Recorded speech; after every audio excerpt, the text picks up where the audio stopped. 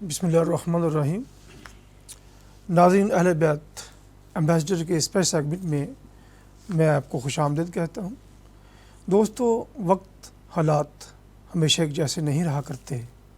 قومیں تبھی تخلیق پایا کرتی ہیں جب ان کو تخلیق کنندہ اس سماج میں موجود ہوں گے۔ تعلیم سکھاتی ہے تہذیب آتی ہے تربیت سے۔ آج تعلیم تو بہت ہے، تہذیب نہیں ہے، مینرز نہیں ہے، ایٹیکیٹس نہیں ہے، ایتھکس نہیں ہے۔ وہ کون سکھاتا ہے؟ وہ ایک استاد سکھایا کرتے ہیں۔ آج کے دور میں استاد نہیں رہے، کیونکہ استادوں کی خود کی تربیت کرنا بھی ضروری ہے، تبھی جا کے نسل تخلیق کرتے ہیں۔ میرے آج کے سیگمنٹ میں ایک ایسی شخصیت شریک محفل ہے، اگر ان کہا جائے وہ پاکستان کے نہیں بلکہ یورپ کے سر سید احمد خاں ہیں۔ تعلیم کے میدان کا ان کا بہت بڑا کنٹریبیوشن ہے۔ انگلینڈ میں پہلا جو اسلامی اسکول قائم کیا تھا اسی شخصیت نے قائم کیا تھا۔ جب بھی اسلامی ممالک سے کچھ ڈیلیگیشن آیا کرتے تھے تو برٹش گورنمنٹ ان ڈیلیگیشن کو اسی اسکول میں بھیجا کرتے تھے، ان کی وزٹ کرتے تھے، اور ایک تصور بڑھتا تھا عالمی سطح پر کہ انگلینڈ کی فضاؤں میں بھی اسلامی تعلیمات کے حاصل کرنے کے لیے کوئی رکاوٹ نہیں ہے۔ بچیاں حجاب پہنتا کرتی تھیں، ایک ماحول تھا۔ اس نے ایسی نسل تخلیق کی کہ اس اسکول کے پڑھے ہوئے بچے کسی بھی کرمنل انفلوئنس میں انوالو نہیں ہے۔ یہ بھی ایک تاریخ ہے۔ میری مراد یورپ انگلینڈ کے سر سید احمد خان محترم عبدالکریم ثاقب صاحب سے ہے، جو خوش بختی سے میرے ساتھ شریک محفل ہیں، بڑے مصروف شخصیت ہیں۔ انہوں نے تعلیم کے میدان میں بہت بڑا کام کیا ہے۔ ایسی شخصیت جنہوں نے اپنے وراثتی گھر کو بیچ کر انگلینڈ کی فضاؤں میں ایک ایسا ادارہ قائم کیا تھا جس میں ایک نسل تخلیق ہوئی تھی۔ محترم عبدالکریم ثاقب صاحب میرے ساتھ شریک محفل ہیں۔ ان کے ساتھ ہمارے محترم ہیں صاحب کتاب شاعر ہیں محمد فاروق نسیم صاحب ہیں۔ ان کو بھی تعلیم کے حوالے سے نظم ان کی بھی سنیں گے اور آپ یقیناً محظوظ ہوں گے۔ بس ثاقب، آپ کا ایک نام ہے، انگلینڈ میں آپ نے ایک ادارہ قائم کیا تھا جس کا نام الہجرہ اسکول تھا۔ اس کو بڑا تائید حاصل تھی، برٹش گورنمنٹ بھی ڈیلیگیشن وہاں بھیجا کرتی تھی۔ یہ سوچ کیوں آپ کی آئی، اس کا مختصر 2-3 منٹ میں بتائیے گا، اس کے بعد نیکسٹ کویسچن آپ سے کریں گے انشاءاللہ۔ Thank you very much. آپ نے مجھے اس پروگرام میں مدعو فرمایا اور میری خوش بختی ہے کہ میں اس میں حاضر ہو کر کے آپ سب سے مخاطب ہونے کا موقع بھی مل رہا ہے، اور آپ نے سوال کیا ہے۔ میں یہ سمجھتا ہوں کہ تعلیم اور تربیت یہ دو لفظ لازم اور ملزوم ہیں اسلامی پس منظر والی قوموں میں اور کمیونٹیز میں اور معاشروں میں۔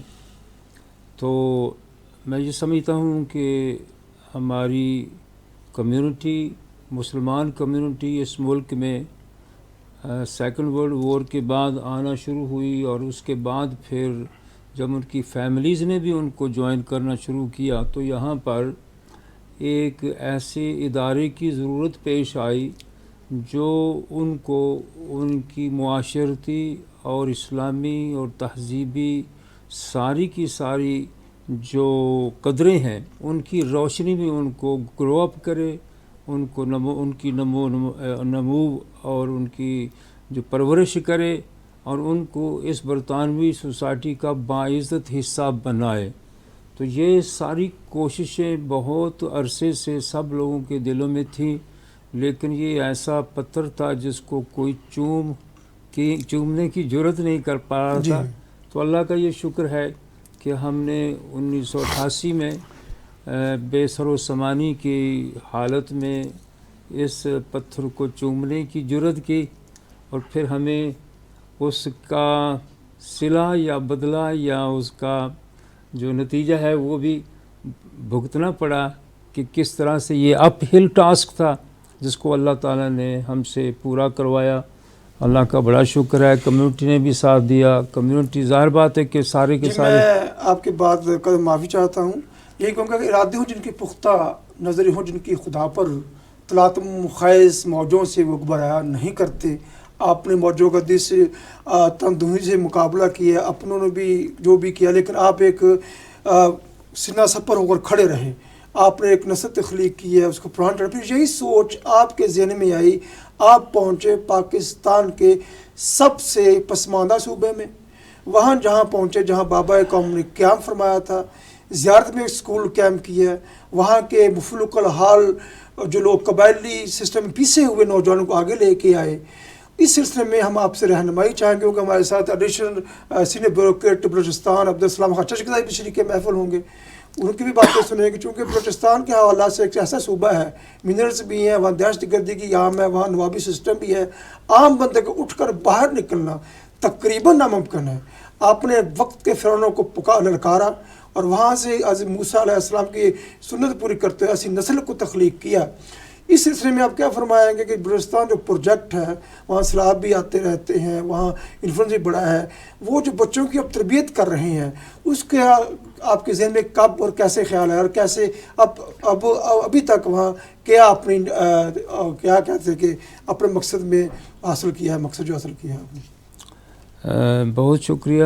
میں سمجھتا ہوں کہ اصل میں جو تعلیمی مقاصد ہوتے ہیں جی وہ ہر جگہ پر اور ہر معاشرے میں اس معاشرے کے پس منظر کی روشنی میں یکساں ہوتے ہیں. ایگزیکٹلی. جب ہم نے برمنگھم میں اسکول شروع کیا تو اس کے بھی مقاصد وہی تھے کہ ہم نے یہاں پر پروان چڑھنے والی نسلوں کو مسلمان بنا کر کے پھر برطانوی شہری بنانا ہے، تاکہ وہ برطانوی سوسائٹی میں اپنا مثبت اور پروڈکٹیو جو حصہ ہے وہ ڈال سکیں اور تعمیری نقطہ نظر سے اس کی تعمیر میں حصہ دار بن سکیں.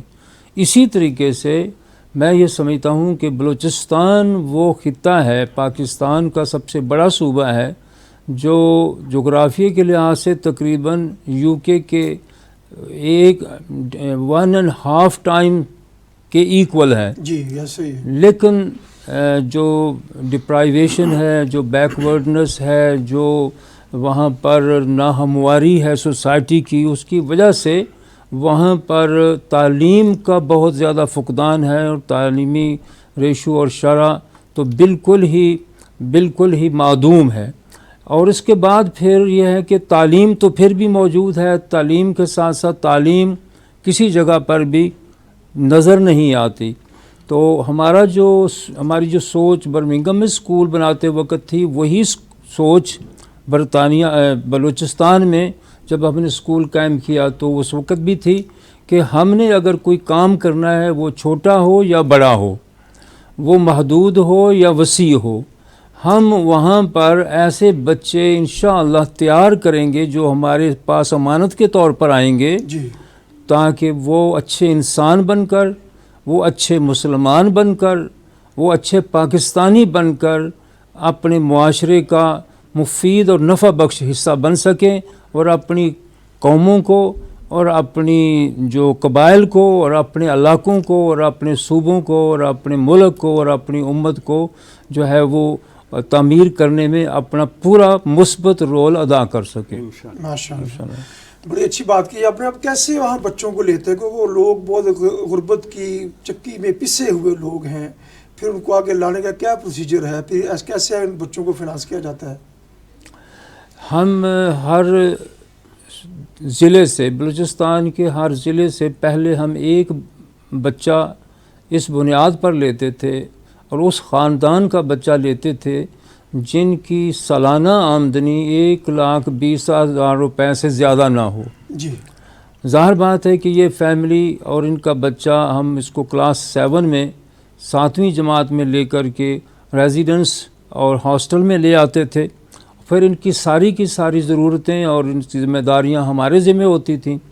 اس وقت 2004 میں ہم نے یہ پروگرام شروع کیا تھا. اس وقت ہمارا ایک بچے کا خرچ سالانہ 1,80,000 ہوا کرتا تھا. جی لیکن اب آپ کو پتہ 18-20 سال ہو گئے ہیں، اب تقریباً وہ خرچہ 3 لاکھ سالانہ ہو گیا ہے. تو یہ سب جو ہے وہ اہل خیر کے تعاون سے ہم حاصل کرتے ہیں. جی اور ان کو الحمدللہ FSC کر کے پھر یونیورسٹیوں میں پہنچاتے ہیں. اور الحمدللہ کوئی بچہ ہمارا ابھی تک کسی بھی سطح پر ڈراپ نہیں ہوا. سارے بچے جو ہمارے پاس آئے ہیں وہ سب گریجویٹ ہو کر کے اب اپنی जॉब्स पर कायम है और अपना रोल अदा कर रहे हैं। माशाल्लाह सामीन नाज़रीन, ऐसे लोग कीमती हुआ करते हैं गुर्बत की चक्की में पिसे हुए उन लोगों को एक नई ज़िंदगी देने की कोशिश करते हैं। ना सिर्फ रिज़्क़ हलाल बल्कि इंसान साजी भी की जाती है। तरबियत से ही नस्लें तख्लीक हुआ करती हैं और अच्छे इंसान पैदा होते हैं जो लीड करते हैं, मुल्कों की तरक्की में रोल अदा करते हैं, समाज के लिए एक संग मील की हैसियत रखते हैं। ऐसे असासा है कौम का और तारीख़ का एक अहम मोड़ उन्हीं के मरहून मिन्नत हुआ करता है। चूँकि हमारे साथ शायर भी मौजूद है, मोहतरम फ़रूक नसीम साहब साहब किताब शायर हैं। तालीम के हवाला से इनके एक नज़म भी आज साथ में लाए हैं। मैं उनसे गुजारिश करूँगा अपना कलाम भी सुनाइए ताकि हमारी महफ़िल में एक नया रंग भी हमारे नाज़रीन को महसूस हो सके कि शायर जो है वाकई समुद्रों को कूज़े में बंद करने की सलाहियत रखते हैं। जी फरमाइए फ़रूक साहब।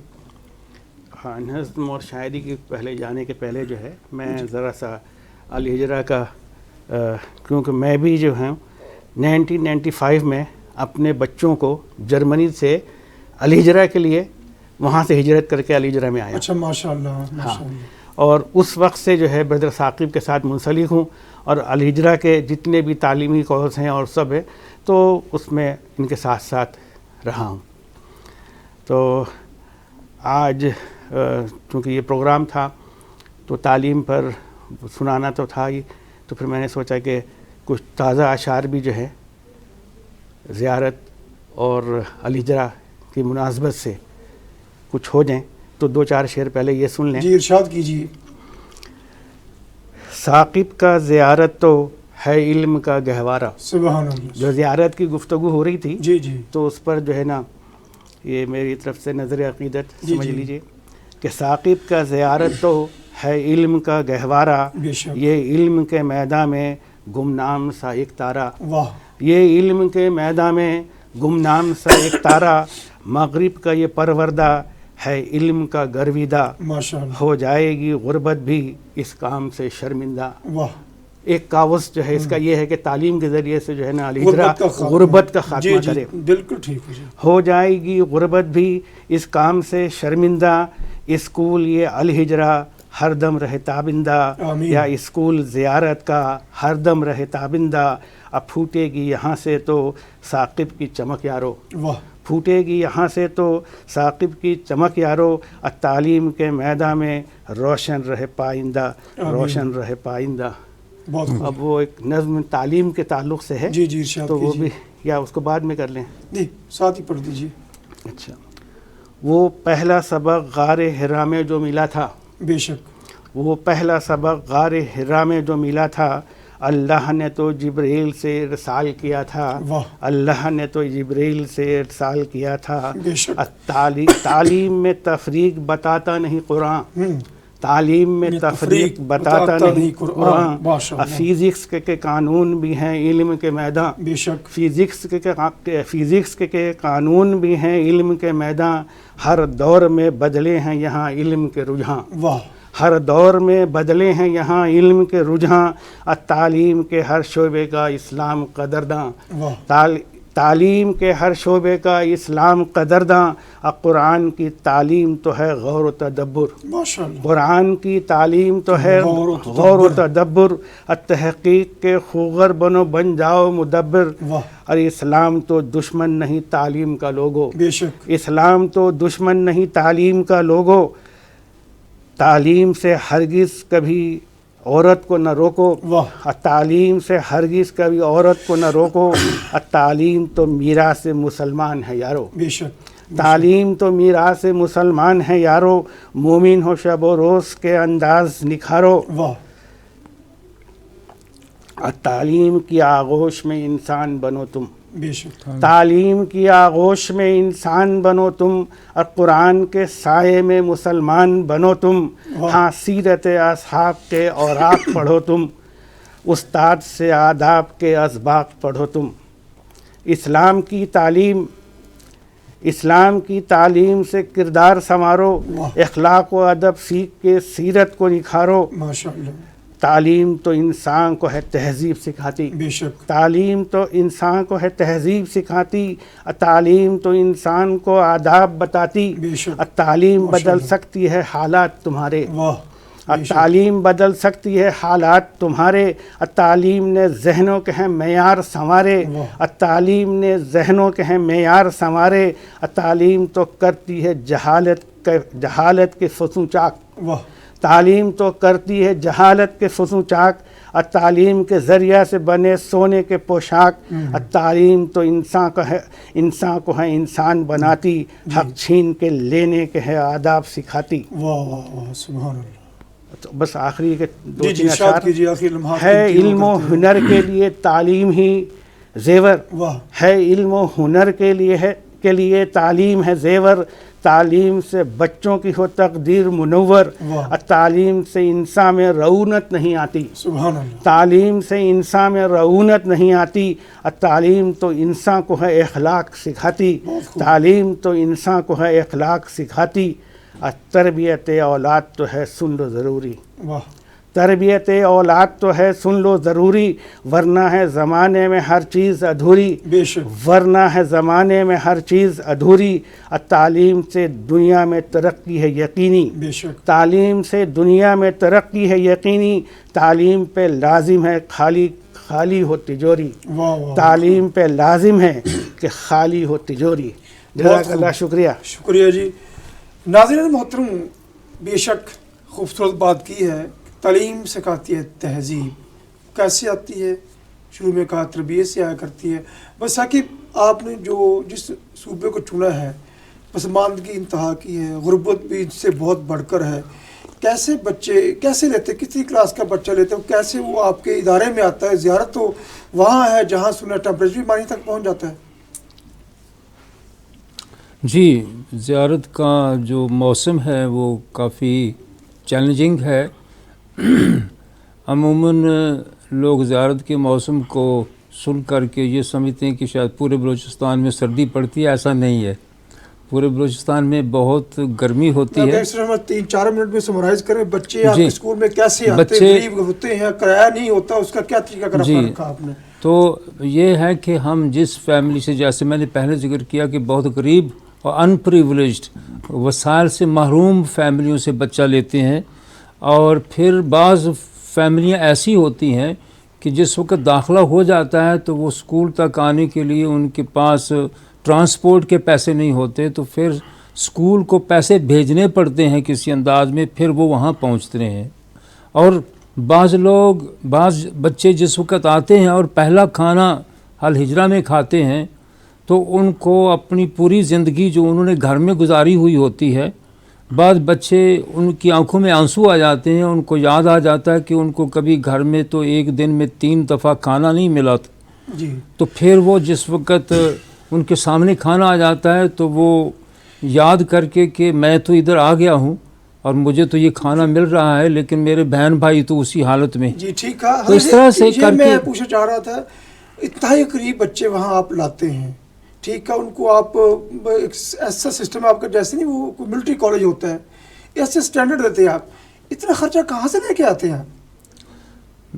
بس جی، اب آپ کو پتہ ہے کہ میں تو نہ بزنس مین ہوں نہ کچھ ہوں، لیکن یہ ہے کہ یہ کام اللہ تعالیٰ کے سہارے پر ہم نے شروع کیا ہے۔ الحمدللہ، اللہ نے ہمیں وسیلہ بنایا ہے۔ ہم ہر ساتھی جو بھی ہمیں ملتا ہے ہم اس کے پاس جاتے ہیں، وہ اپنی ہمت اور حیثیت کے ساتھ جتنا اس کے ساتھ تعاون کر سکتا ہے کرتا ہے، اور اس طرح سے یہ چیز، اس کا کوئی کریڈٹ کوئی بندہ نہیں لے سکتا کہ میں چلا رہا ہوں۔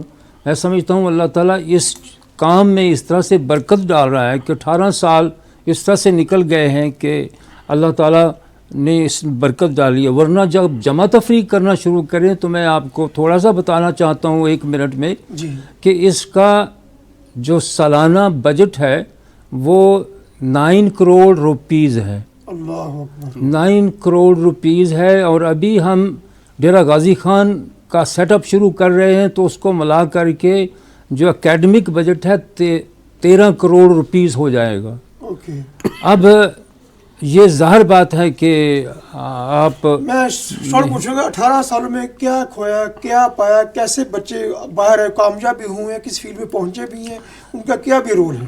ब्रदर जी, अल्लाह का ये फ़ज़ल है कि जो बच्चा 2004 19 अप्रैल से जी आज तक हमारे पास आया है क्लास 7 में, उनमें से कोई बच्चा ड्रॉप नहीं हुआ, सारे के सारे ग्रेजुएट हुए हैं। अल्हम्दुलिल्लाह। और ग्रेजुएट होने का मतलब ये नहीं है कि बस वो पढ़ गए हैं, बल्कि इस पूरी पस मंज़र में कि हमने उनको अच्छा इंसान बनाने, अच्छा मुसलमान बनाने, अच्छा पाकिस्तानी बनाने के लिए जो प्रोग्राम वज़ा किया, उसमें मैसेज ऑफ इकबाल जी और सीरा फोकस्ड और बच्चे को अमानत समझ करके उसकी हिफाजत, उसकी इज़्ज़त नफ्स की हिफाजत, उसकी डिग्निटी की हिफाजत करके उसको परवान चढ़ाना, ताकि ये जिस वक्त देने पर, रिटर्न करने पर, वापस करने पर आएँ तो फिर ये पूरी तरह इस अमानत को अपनी कौम और मुआशरे को सुपुर्द करें और वापस करें। और अल्लाह के फजल से इस वक्त तक हमारे बच्चे 400 के करीब हमारे पास से चले गए हैं, माशाल्लाह, जिनमें से 200 बच्चे ग्रेजुएट होकर के मुख्तलिफ पोजीशंस पर सर्व कर रहे हैं। और उनका सर्व करना बिल्कुल पाकिस्तानी जो मुआशरे में लगी बधी चाल है उससे बिल्कुल मुख्तलिफ है। सरव मीन किस फील्ड में है वो? कुछ बच्चे हमारे डिप्टी कमिश्नर हैं, माशाल्लाह। एक बच्चा डिप्टी कमिश्नर है, एक एडिशनल डिप्टी कमिश्नर है, एक असिस्टेंट कमिश्नर है, और तकरीबन 35 बच्चे, 36 बच्चे मेडिकल ऑफिसर्स हैं, माशाल्लाह। और इंजीनियर तकरीबन 54 हैं। और इस तरह से करके अल्हम्दुलिल्लाह मुख्तलिफ मैदानों में, आर्मी में हैं, आर्मी में मेजर हैं जी, अपने जो कमांडोज़ के उसकी रेजिमेंट है। इस तरह से हर फील्ड में अल्लाह ताला ने उनको कामयाबी दी है और वो पूरे तरीके से सूबे को सर्व कर रहे हैं। अल्हम्दुलिल्लाह। नाज़रीन अहले बैत, मोहब्बत, प्यार, अखुवत, तख्लीक, शहकार, ये चीज़ें जो है सुनने में बड़ी दिलकश हुआ करती हैं। प्रैक्टिकल लोग वो होते हैं जो एक ऐसी नस्ल को, ऐसे बच्चों को उठाते हैं, घर को खाने को नहीं है, किराए के पैसे नहीं हैं, बकरी का दूध बेच के गुजारा करने वाले हैं। करीम साकिब ऐसी शख्सियत हैं जो ऐसे बच्चों को एक सोच दी, फ़िक्र दी, इंसान बनाया, पाकिस्तानी बनाया, और सबसे बेहतर यह है कि मुसलमान बनाया। मुसलमान में तअस्सुब नहीं होता, मोहब्बत करता हर एक से, नफ़रत नहीं होती। इख्तिलाफ़ राय के बावजूद मोहब्बत से रहना, इसको तकवा कहते हैं। ऐसे लोग कीमती हुआ करते हैं जो ऐसे सूबे में काम किया। देखें, अलीगढ़ के तलबा ने तहरीक पाकिस्तान में एक रोल अदा किया था। अलिया ज़ियारत को में एक जो नस्ल तैयार हो रही है, अल्हम्दुलिल्लाह वो इस्तेहकाम पाकिस्तान के लिए एक रोल अदा करेगी, क्योंकि उन्होंने गुर्बत देखी हुई। जिस बच्चे ने गुर्बत देखी हो उसको गरीब का एहसास होता है, उसको मुल्क का एहसास होता है। नस्ल तख्लीक करने के लिए आगे बढ़ना पड़ता है। जो सीखो किसी को सिखाते चलो, दिए से दिए जलाते चलो। दोस्तों, मेरे नेक्स्ट मेरे मेहमान होंगे मोहतरम अब्दुल सलाम खान अचकज़ई साहब, जो ब्यूरोक्रेट है बलूचिस्तान गवर्नमेंट में। उनकी भी आप गुफ्तगू सुनिएगा, इंशाल्लाह महजूज़ होंगे, क्योंकि सूबे की बड़ी ज़रूरत है। वह दहशत गर्दी आम है, वहाँ पर गुर्बत आम है, नवाबी सिस्टम है, वहाँ पर काम करने की ज़रूरत है। जो करते हैं उनका साथ देने की ज़रूरत है। ये ऐसे काम है जहाँ इंसान तख्लीक होते हैं, मुतस्सब लोग तख्लीक नहीं होते, जो खिदमत करने में फ़ख्र महसूस करते हैं। ऐसे लोगों का साथ देना एक सादत की बात हुआ करती है। नाज़रीन अहले बैत, मैं इफ्तिखार अहमद, एम्बेसडर के स्पेसिफिक सेगमेंट में शरीक महफिल हैं। पाकिस्तान के सबसे ज़्यादा सैलाब से मुतासर महरूम सूबा बलूचिस्तान के हवाले से आप अब्दुल सलाम अचकज़ई हैं, एक्स डिप्टी कमिश्नर रहे हैं, हाल ही बलूचिस्तान गवर्नमेंट के एडिशनल सेक्रेटरी हैं। माशाल्लाह बाय प्रोफेशन LLM किया हुआ है, लॉ कॉलेज में पढ़ाते भी हैं, और बलूचिस्तान के सहराओं से वाक़फ़ है, उनको हुसारों से वाक़फ़ है, उन राहगुज़ारों में इनसे मोहब्बत इनके रगों में दौड़ते खून में शामिल है। बलूचिस्तान के हालात को गहरी नज़र से देखते हैं आप।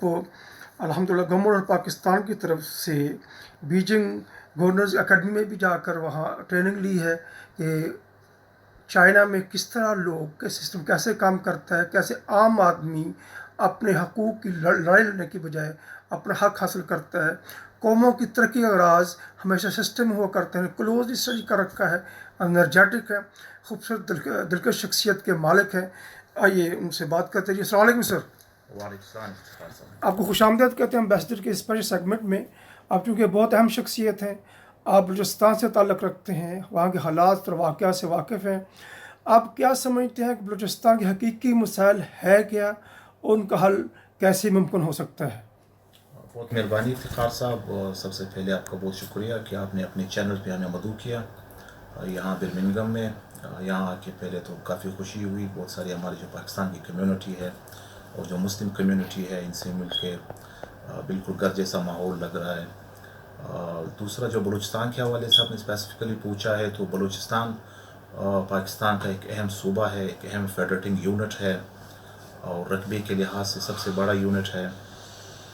بلوچستان کے کافی سارے ایشوز ہیں اور بہت الارمنگ ٹائپ کے ایشوز ہیں, جس میں آپ کے ایجوکیشن سے ریلیٹڈ ایشوز ہیں, تعلیم کے, صحت کے, لا اینڈ آرڈر کے ایشوز ہیں, اور ریسورسز بھی کم ہے صوبے کے حوالے سے اگر فنڈز کی بات کی جائے گورنمنٹس کے حوالے سے. اور جو صحت کا پرٹیکولر ایک فیکٹر ہے, صحت میں کافی سارے ایشوز ہمارے ہاسپٹلس کے ہیں جو بہت ساری جگہوں پہ اویلیبل نہیں ہیں, اور جہاں پہ ہیلتھ فیسلٹیز ہے وہ اس لیول کا سٹینڈرڈ پرووائڈ نہیں کر پا رہے ہیں جو کہ ہونا چاہیے. ایجوکیشن میں ہمارے جو سکولز ہے, we are out of problems regarding schools, کیونکہ ایریا بہت بڑا ہے جیسے پہلے میں نے بتایا.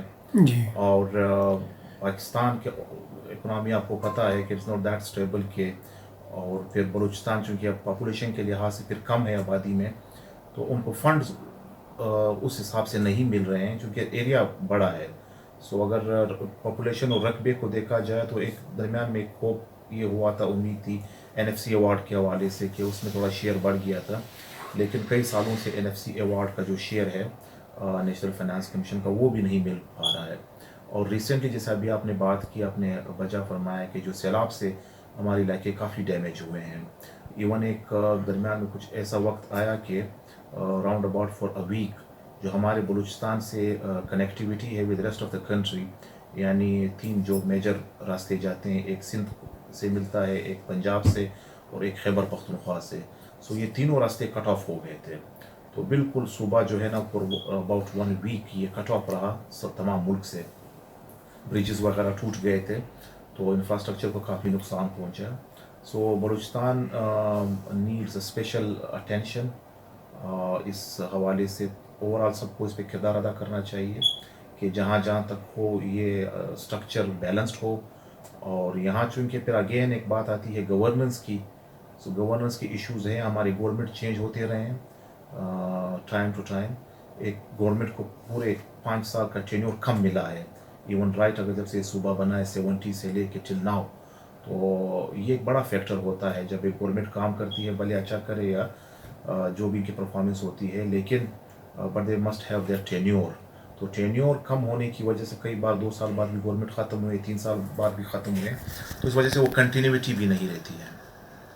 جی آپ یہ بتائیے گا چونکہ آپ ڈپٹی کمشنر بھی سرو کیا ہے, آپ ڈپٹی کمشنر تو ضلع کے ہر دیہات سے, ہر شہر سے, ہر مسئلے سے حل ہوتا ہے, اور وہ عوام کے بنیادی مسائل سے بھی آگاہی رکھتا ہے. ان کا حل کرنے کا بہترین ذریعہ ڈپٹی کمشنر ہی ہوا کرتے ہیں. پھر تحصیلدار, مجسٹریٹ, اسسٹنٹ کمشنر سے پورا نیٹ ورک ہوتا ہے. ایز ڈپٹی کمشنر آپ کا جو ایکسپیرینس ہے, انرجیٹک ہے, ینگ ہیں آپ کی آنکھوں میں کافی چمک محسوس ہوتی ہے, جسے آپ کا عزم مصمم کا ایک ارادہ ہمیں نظر آتا ہے. آپ کیا سمجھتے ہیں ایز ڈپٹی کمشنر جتنے لوگ علاقے متاثر ہوئے ہیں سیلاب زدہ سے, کیا موجودہ گورنمنٹ تو چلے جو بھی ہے, کہ ہماری سیاسی جماعتیں ان کے اتنے فنڈز اکٹھے کیے ہوئے ہیں, پریکٹیکلی وہ کچھ کر رہی ہیں یا صرف میڈیا کی حد تک ان کی باتیں محدود ہیں؟ یہ جیسے پہلے بھی آپ کا سوال اس سے ریلیٹڈ تھا کہ ڈیمیجز بھی ہوئے ہیں, چونکہ انفارچونیٹلی ہمارا انفراسٹرکچر اتنا مضبوط نہیں ہے.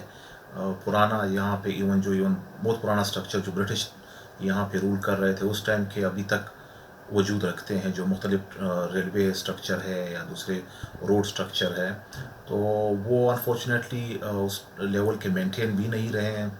اور دوسرا جو آپ کا یہ سوال ہے کہ how to play the role by all the stakeholders. تو اس میں یقیناً اب یہ نیڈ آف دا ڈے بھی ہے, ضرورت بھی ہے کہ تمام اسٹیک ہولڈرز جس میں گورنمنٹ ہے, پولیٹیکل پارٹیز ہیں, این جی او سیکٹر, ان سب کو مل کے اس میں اپنا کردار ادا کرنا چاہیے کہ اتنا امپورٹنٹ پروونس جو کہ اسٹریٹجیکلی اتنا امپورٹنٹ ہے کہ آپ کا جو بارڈرز ہے وہ یہاں پہ ڈیپ سی ہے آپ کا, دین ایران دین افغانستان, تو یہ اس کے ساتھ آپ کا جو وہ ہے جغرافیکل لوکیشن ہے اس کا امپورٹنس آپ دگنا ہو جاتی ہے. تو لہٰذا the federation government of Pakistan کو بھی اس میں اپنا ایک کردار ادا کرنا چاہیے. پرٹیکولرلی میں اگر جیسے آپ نے پولیٹیکل پارٹیز کی بات کی ہے, اگر پولیٹیکل سسٹم کو دیکھا جائے پاکستان کے پولیٹیکل سٹرکچر کو, تو اس میں میرے خیال ہے بلوچستان کو ایٹ لیسٹ ایسا اسٹیبل گورنمنٹ بنانا چاہیے جس میں فیڈریشن بھی اپنا رول اس کو پلے کرنا چاہیے. اور یہ دیکھا گیا اکثر کہ بلوچستان اگنور رہا ہے, تو ایون اگر آپ پولیٹکس کی بھی بات کریں تو فیڈرل نے بھی اس کو اگنور رکھا ہے کہ چلو چھوٹا صوبہ ہے, تو اس کا نقصان یہ ہوا ہے کہ یہاں پہ گورنمنٹ اسٹیبل نہیں رہی ہے. تو یہ جو میں خود اگر اسٹوڈنٹ آف پولیٹیکل اسٹڈیز اگر یہ بات کروں, پولیٹیکل سسٹم میں پولیٹیکل پارٹیز اور فارمیشن آف دا گورنمنٹ کا بہت اہم کردار ہوتا ہے. جب ایک اسٹرانگ گورنمنٹ آپ کی بنتی ہے, ایک اسٹیبل گورنمنٹ بنتی ہے, تب وہ اپنا ٹینیور پورا کرتی ہے. جیسا ابھی آپ یونائٹڈ کنگڈم میں ہیں, آپ کو بجا پتہ ہوگا کہ یہ جہاں گورنمنٹ بنتی ہے پورا ایک ٹینیور وہ کمپلیٹ کرتی ہے, تب اس کے بعد وہ الیکشن میں جاتے ہیں, whatsoever their performance is. ہمارے یہاں انفارچونیٹلی یہ ہے کہ گورنمنٹ اسٹیبل نہیں ہوتی ہے, کمزور گورنمنٹ بنتی ہے. کمزور گورنمنٹ کے نقصانات یہ ہوتے ہیں کہ پھر وہ اپنی ایک پالیسی پراپرلی فریم نہیں کر پاتی ہے ڈیو ٹو کولیشن گورنمنٹس, اور پھر وہ امپلیمنٹ بھی نہیں کر پاتی ہے due to shortage of time, tenure کم ہوتا ہے ان کا.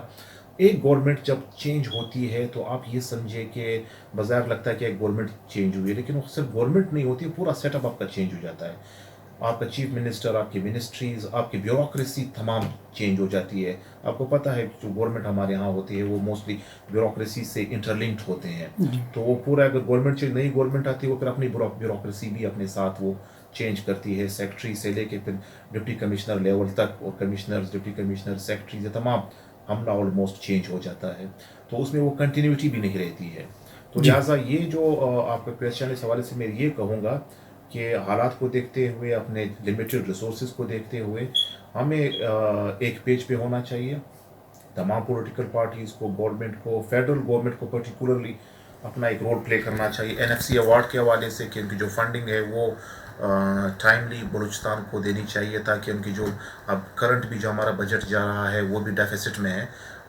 وہ جو یہ بنایا گیا بجٹ وہ آن دا بیسس آف وہ جو شیئر آنا تھا این ایف سی سے اس کے مطابق بنایا گیا ہے, لیکن وہ فنڈ ابھی تک ملے نہیں ہے. تو دیر آر کرائسز, تو آپ کے یہاں لمیٹڈ ریسورسز وہ بھی پورے نہ ملے تو definitely it will be sort of crisis overall. جی بے شک اچھا کہا, چونکہ آپ بیسیکلی ڈپٹی کمشنر رہے ہیں, پھر ایڈیشنل سیکرٹری بھی ہیں, اور پلس اس وقت آپ خود بلوچستان سے ہیں. یہ بتائیے گا, بلوچستان صحراؤں, کوہساروں, وادیوں کے حسین دلکش امتزاج بھی ہے, اور وہاں اتنے منرلز ہیں, اور گورنمنٹ چاہے تو ان منرل ہی سے پاکستان کا بجٹ پہ سارا بھی پورا ہو سکتا ہے. پلس آپ پورا بلوچستان خوشحال کیا کہتے ہیں کہ دبئی سے کہیں بڑھ کر ترقی کر سکتا ہے. اس سلسلے میں آپ کا کیا ایکسپیرینس کہتا ہے, اس میں کیا رکاوٹ ہے, کیا پریکٹیکلی پاسبل بھی ہے؟ یہ آپ کا کویشچن اگر میں 2 حصوں میں تقسیم کروں, فرسٹ پارٹ اگر میں اس طرح لوں کہ منرلز ہے, یقیناً ہے, یس منرلز ہے, بہت قسم کے ہیں اور بہت سارے ہیں منرلز موجود ہیں, لیکن جو دوسرا پارٹ ہے کہ ہاؤ ٹو مینیج اٹ, یہ اس میں کافی ہرڈلز آ جاتی ہے. Hurdles in sense political hurdles بھی ہے, پولیٹیکل اسٹرکچر. پولیٹیکل اسٹرکچر سے مراد یہ ہے کہ جب کہ گورنمنٹس بنتے ہیں, پروونشل گورنمنٹس, فیڈرل گورنمنٹس, پھر کس کے اختیارات کہاں پہ ہوتے ہیں. تو اب دوسرا یہ ہے کہ ان کو منرلس کو استعمال کرنا, ان کو زمین سے نکالنا, اور یہ یوٹیلائزیشن جو ہے نا, یہ اگین ایک بہت اہم سوال ہے. منرلس کو یوٹیلائز کرنا, اس میں ایکسپرٹیز چاہیے, اس میں بہت ساری ٹیکنیکس چاہیے اور ریسورسز بھی چاہیے. تو اگین جیسے میں نے کہا فیڈرل گورنمنٹ, سو فیڈرل گورنمنٹ نے ایگریمنٹس کرنے ہوں گے with that of the foreign companies کہ وہ آئے, اور along with the Balochistan government کہ وہ اس کو پراپرلی فیسیلیٹیٹ کر سکے بلوچستان گورنمنٹ کو. تب جا کے ہم کہیں گے کہ یار منرلز, اگر منرلز پڑے رہیں اور یہاں غربت بڑھتی رہے, اور نہ آپ کا ہیلتھ کی فیسلٹی آپ کے پاس ہو, نہ ایجوکیشن کی ہو, تو پھر ان منرلز کا کوئی فائدہ نہیں ہے. منرلز ہے लेकिन अभी तक उसकी प्रॉपर सर्वे नहीं हुई है कि हाउ टू यूटिलाइज इट, कितने सालों के लिए हम कहाँ का किस किस कंपनीज के साथ एग्रीमेंट करके और कितना शेयर बलूचिस्तान को मिले, क्योंकि जब उसको शेयर नहीं मिलेगा, अगेन एक बात आती है, तो उसका फिर फ़ायदा नहीं है। अगर मेजर शेयर फेडरल गवर्नमेंट ले जाता है, आपका सवाल बिल्कुल वैलिड था कि अगर ये रिसोर्सेज है, ये मिनरल्स है, तो बलूचिस्तान पे इतना बैकवर्ड क्यों है? तो वो रिसोर्सेज हैं, पड़े हुए हैं, उन पे काम नहीं हो रहा है। अगर थोड़ा बहुत काम होता भी है तो वो जो शेयर है वो बलूचिस्तान को कम मिल रहा है। तो वो मैं यही अगेन बार बार चूँकि हम एक फेडरेशन में रहते हैं, पाकिस्तान इज़ अ फेडरेशन, एक वफाक है, तो वफाक में तमाम इकाइयाँ अपनी एक राइट्स रखती हैं, अपना एक वो पूरा जो है ना हक रखती है अपने डेवलपमेंट के हवाले से। और हमारा कॉन्स्टिट्यूशन भी ये कहता है कि तमाम इलाकों में यकसा जो ज़िंदगी के मौके सबको मिलने चाहिए और यकसा स्टैंडर्ड ऑफ लाइफ होना चाहिए। तो वो अभी भी अगर आप सर्वे करें तो आपको नहीं मिलेगा। एक जगह अच्छी खासी डेवलप्ड होगी और दूसरा कॉर्नर ऑफ द कंट्री आप उसके बहुत बैकवर्ड होगा। तो ये अनफॉर्चुनेटली हम उसको मेंटेन नहीं कर पाए, जो ये वन कॉन्स्टिट्यूशनल रिक्वायरमेंट भी है कि पाकिस्तान के तमाम सिटीजन्स बराबर हैं और इनको एक जैसे तरक्की के मौके मिलने चाहिए और इनको एक जैसे स्टैंडर्ड ऑफ लाइफ होना चाहिए। तो बलूचिस्तान पर्टिकुलर ये होना चाहिए कि इस पर एक स्पेशल कॉन्फ्रेंसेस होनी चाहिए इस हवाले से, एक agreement with the federal government के वो पूरा एक बलूचिस्तान, जैसे मैंने कहा NFC का इन्होंने किया था, ये बैक 2005-6 में ऑलमोस्ट ये एक हुआ था जब NFC का हमारा शेयर बढ़ा था बलूचिस्तान का। तो उसके बाद फिर अनफॉर्चुनेटली वो रेगुलरली वो उसको मिला नहीं है वो शेयर। तो इसी तरह से जो रिसोर्सेज हैं, वो रिसोर्सेज का जो प्रॉपर एक शेयर है वो होना चाहिए कि बलूचिस्तान पर्टिकुलर, यानी वफाक को भी इस पर एक हमदर्दी दिखानी चाहिए कि चलो अगर वो ऐसे भी अपने फार्मूले के तहत अगर कम भी बन रहा है तो ज़्यादा देना चाहिए ताकि इंकरेज हो। और इनका जो चूँकि ये बाकी मुल्क के साथ जो हमारे और 4 यूनिट्स है इसमें सबसे पीछे है, तो इसमें एक स्पेशल पैकेज टाइप कि ये कुछ सालों में उनकी कम से कम बराबर तो आ सके। जी, अहम सवाल अभी ये मैं करें, आप बीजिंग गवर्नर्स अकेडमी में जाकर ट्रेनिंग ली है कि वहाँ कैसे तरक्की हुई है, कैसे लोगों को हकूक़ मिले हैं। 18वीं तरमीम के बाद सूबों को बहुत से हकूक़ हैं, वो इंडिपेंडेंट फैसले कर सकते हैं। क्या आपने जो वहाँ गेन किया, वहाँ आपने ट्रेनिंग लेके आए हैं, अब चूँकि बड़े अहम ओहदे पर बलूचिस्तान गवर्नमेंट में, क्या आप इंडिविजुअली गवर्नमेंट में अपना बलूचिस्तान में ऐसे हालात पैदा कर सकते हैं जो आप चाइना से सीख के हैं, ताकि हर आदमी को बलूचिस्तान में फ़ायदा पहुँच सके, उनका एक रोल अदा हो सके? वेरी वैलिड क्वेश्चन, बहुत अच्छा सवाल है आपका। ये बीजिंग जब हम गए थे, बीजिंग गवर्नर्स अकेडमी एक बहुत हिस्टोरिकल अकेडमी है रिगार्डिंग पब्लिक एडमिनिस्ट्रेशन और CPAC के हवाले से हमारी पूरा एक कोर्स वहाँ हुआ था।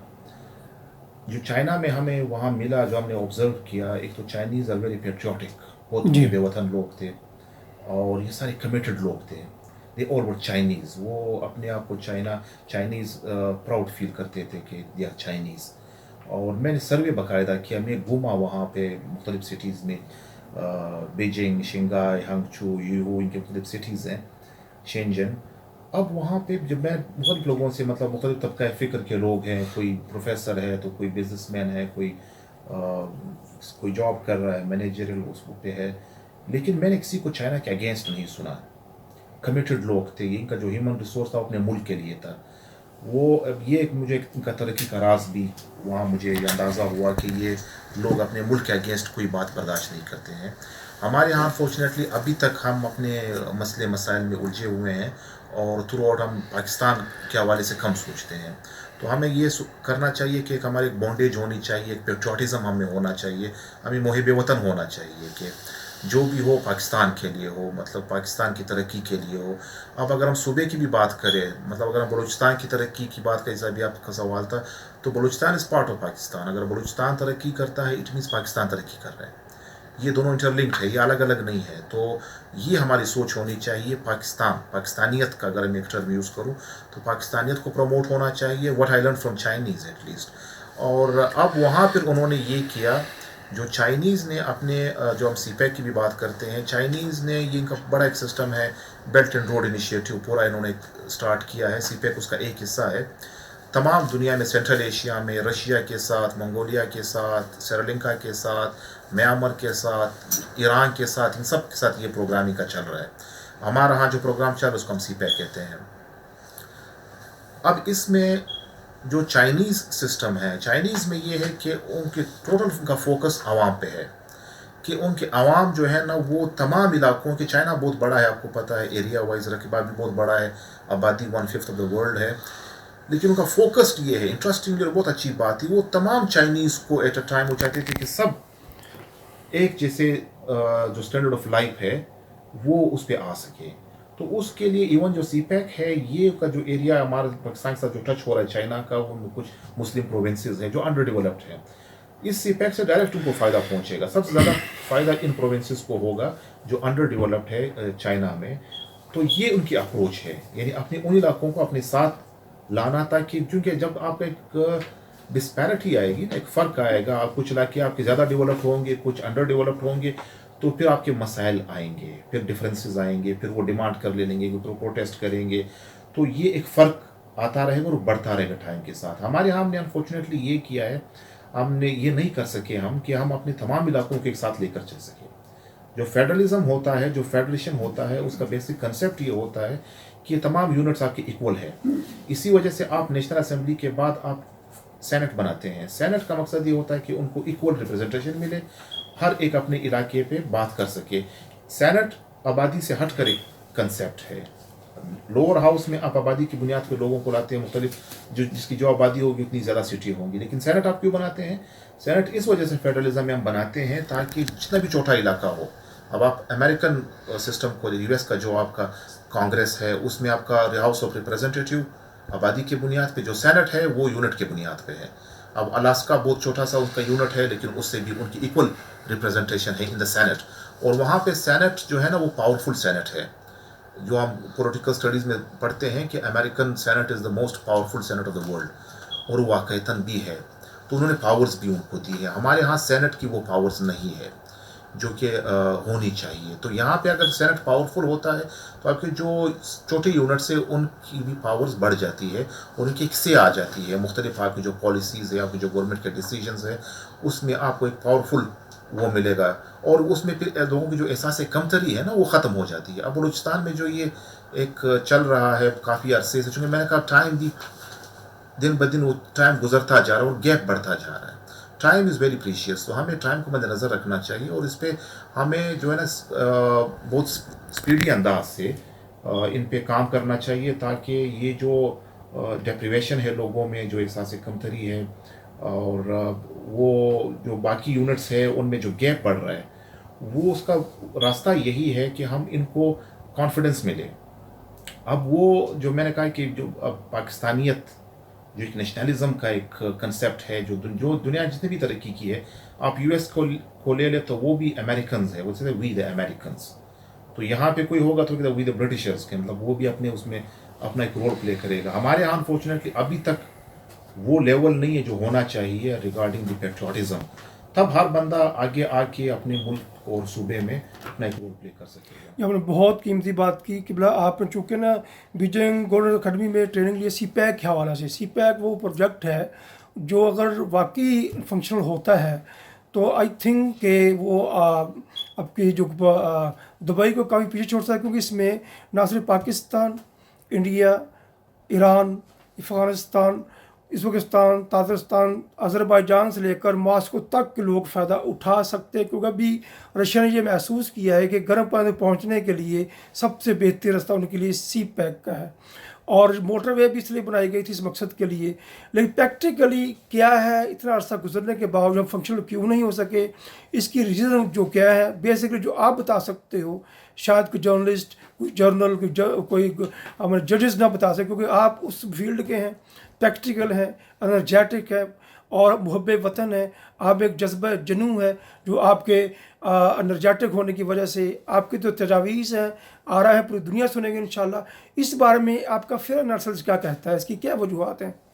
Again very question. और ये जो सीपैक है, जिससे पहले मैंने कहा कि ये जो बड़ा प्रोग्राम है वो उसको BRI कहते हैं, बेल्ट एंड रोड इनिशिएटिव, जो चाइना का है, जो मुख्तलिफ पूरे एक रीजन में फैला हुआ है। आपके सेंट्रल एशिया, रशिया, ये तमाम, ईरान, और ये उसमें कंट्रीज़ आ रही है, और बहुत बड़ा प्रोग्राम है।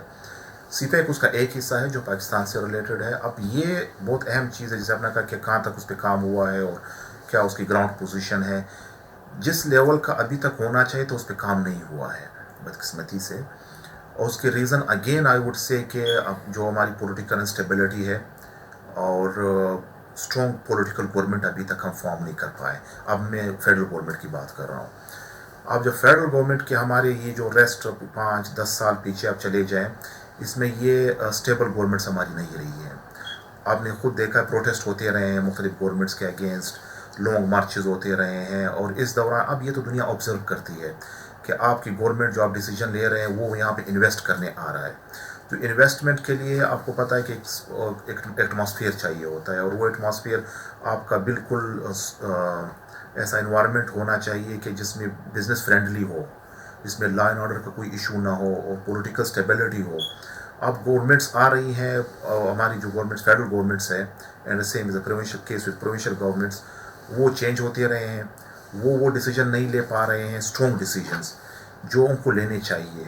अब हमें ये अपॉर्चुनिटी किसी भी कीमत पे हमें इसको अवेल करना चाहिए। जो सीपैक है, किसी भी कीमत पे इसको हमें अवेल करना चाहिए, वरना अनफॉर्चुनेटली हमारे हाथ से निकल जाएगा। ये जैसे मैंने कहा कि चाइना के लिए खाली सीपैक नहीं है, चाइना के लिए रेस्ट ऑफ द वर्ल्ड तमाम उन्होंने एक नेटवर्क फैलाया हुआ है, BRI का जो है, सीपैक उसका एक हिस्सा है। अब ये हमारे ऊपर है, चाइना तो अपना एक काम कर रहा है, जिस मुल्क के साथ उसके एग्रीमेंट है वो उसको देखेगा कि कौन कितना उसमें इंटरेस्ट ले रहा है और कहाँ तक वो इम्प्लीमेंट हो पा रहा है, वो करता जाएगा। अब उधर जिसको वहाँ माहौल नहीं मिलेगा वो अवॉइड करेगा। अब हमारे यहाँ अभी ये 2022 तक जितना उसके प्रोग्रेस होनी चाहिए तो उतनी नहीं हुई है।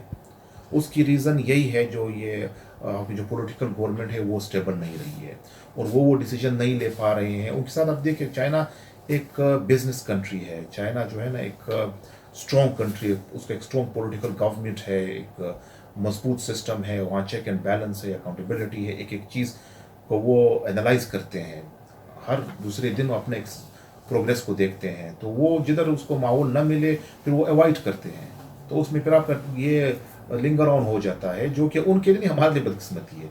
वो तो एक प्रोग्राम है, वो चला रहे हैं, वो ये नहीं कि वो कहेंगे लाजमन वो हो, वो उन्होंने आपको एक ऑप्शन दे दिया है, आपके सामने है, अभी टर्म एंड कंडीशन वो दे रहा है, आपने उसके साथ एक बिजनेस एग्रीमेंट करना है जो कि आपने किया हुआ है, और उसी टर्म्स पे आपने अपने लॉ एंड ऑर्डर को बेहतर बनाना होगा टू ग्रेटर एक्सटेंट, कि वो सेटिस्फाई हो, को नज़र आए कि yes everything is quite okay. और पॉलिटिकल गवर्नमेंट आपकी स्टेबल होनी चाहिए, एक ऐसी फेडरल गवर्नमेंट होनी चाहिए जो 5 साल कम से कम उसके कंफर्म हो और उस टाइम अपनी परफॉर्मेंस करे, ताकि वो उस गवर्नमेंट के साथ टैकल कर पाए।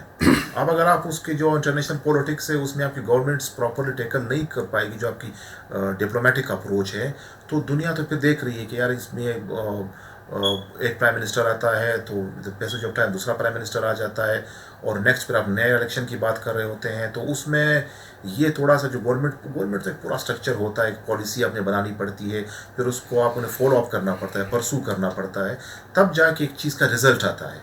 तो ये सीपैक जो हमारा है ये बहुत बड़ा, मतलब मैं क्या कहूँ, इसके बहुत अच्छे समरात होंगे बलूचिस्तान स्पेसिफिक, पाकिस्तान के ओवरऑल, फिर बलूचिस्तान पे।